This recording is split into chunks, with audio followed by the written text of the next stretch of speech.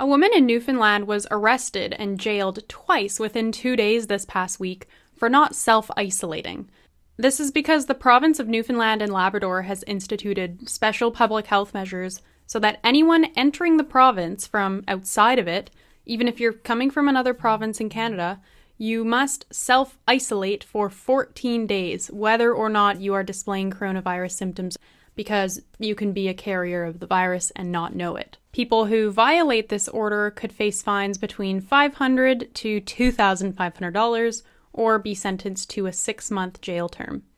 Now, if you scan the comment sections of articles and posts about this woman in Newfoundland, you'll see a scary amount of people delighting in the fact that she was arrested. You see people demanding she be publicly named and shamed. But if you look into the details, this woman is of no fixed address, so that means she is homeless. She's 53 years old, and she's not displaying any coronavirus symptoms. And yes, you can be a carrier without knowing it, but hopefully they have tested her. And she entered Newfoundland via a ferry from North Sydney, Nova Scotia. So this is not a case of, an international jet setter who was just in China and now coming to Canada. This is a homeless woman who went from one province in Atlantic Canada to another. So I think we need to ask, does the punishment really fit the crime? But she is due in court on June 9th. There was another woman in Quebec who was arrested for being out in public as well, but she actually tested positive for coronavirus, so it's a bit of a different scenario. So alongside these arrests, we are simultaneously seeing municipalities and provinces establish snitch lines.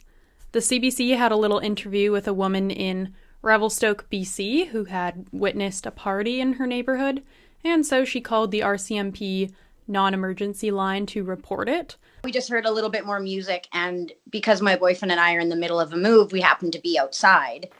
In Revelstoke, BC, Zoe Purvis was shocked to see a party across the street and called the RCMP non-emergency line to report it. Played a little bit on my heartstring just because I'm being so cautious. They either don't know or they just really don't care. London, Ontario has launched a snitch line. New Brunswick has one too.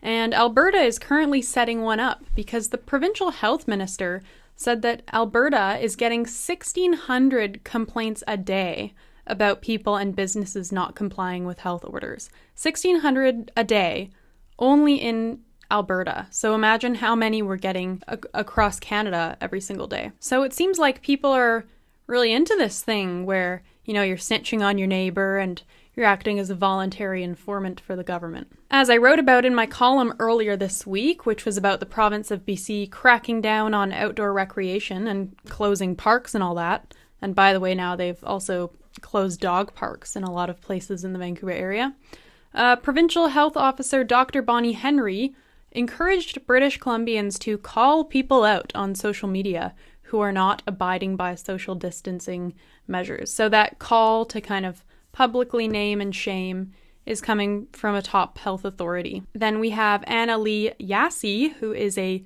UBC professor and Canada Research Chair in Global Health, telling The Star that we should consider being a little bit more imposing, even if it means challenging social liberty for social good, and maybe it's time for Canada to be a little more authoritarian. When I find quotes like that, and when I just kind of witness everything going on that I just mentioned, I find it very alarming, and I find it very strange how people want to be controlled. They're asking to be controlled.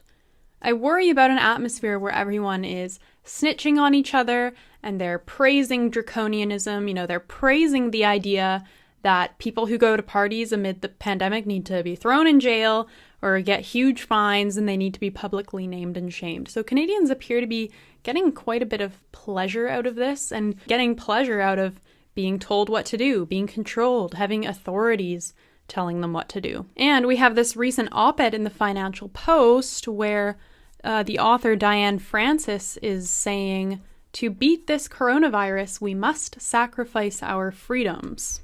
The author says we must unleash the big brother bazooka by deploying technology. Smartphones and other devices can help authorities monitor people's movements in order to enforce social distancing and prevent them from gathering. She mentions how in Korea, phone and credit card data is used by health authorities to trace people's movements and contacts, and also how the Chinese require anyone who has tested positive, is isolated, or has been exposed to victims to download software on their smartphones that allows police to access a color code that defines their health status and whether or not they should be in quarantine or free to use public spaces. These measures are not overkill. And she mentions what I talked about at the start of my video, how one woman in Quebec and another in Newfoundland were arrested and put into jail or isolation for violating public health orders, and both were turned in by neighbors or concerned members of the public. Police have received hundreds of such tips, but are unable to follow up on them all.